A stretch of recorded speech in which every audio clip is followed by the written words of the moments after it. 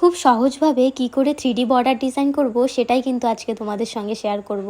তো সবার ফার্স্ট আমি 4টা লাইন টেনে নিয়েছি, তার নিচের দিকে আরকা করেছি, কিছুটা ডিস্টেন্স রেখে আবারও নিচের দিকে লাইন টেনেছি। টানার পর মিডিল বরাবর যে ফাঁকা জায়গাটুকু ছিল সেটাতে আমি প্রথমে ভিয়ের মতো লাইন টেনে নিয়েছি।